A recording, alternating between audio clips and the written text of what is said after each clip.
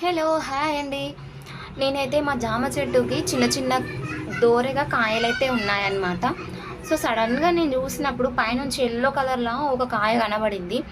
ఏంటా, సరే చూద్దాం అయితే అని చాలా డేస్ తర్వాత నేనైతే జామ చెట్టు ఎక్కడం జరిగిందనమాట. సో ఎక్కాను, చూస్తుంటే కొమ్మల సైడ్ నుంచి ఎల్లో ఎల్లోగా కనిపిస్తుంది.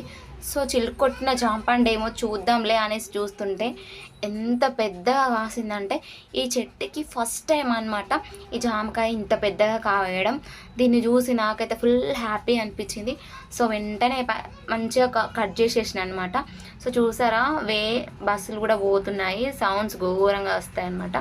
సో ఇట్లా రోడ్డు పుంట వెళ్ళే వాళ్ళు కూడా ఫుల్ తెంపుకుంటారు జామకాయలు. సో జామకాయని అయితే ఫ్రెష్గా కడిగేసిన. ఇక దీని మీద ఉప్పు కారం జల్లుకొని తింటే ఉంటుంది నా సామిరంగా, భలే ఉంటుంది కదా. చిన్నప్పుడైతే ఎలా ఎక్కేవాళ్ళం అంటే చెట్లు, మా అన్నయ్య నేను పోటీ పడి ఎక్కేవాళ్ళం.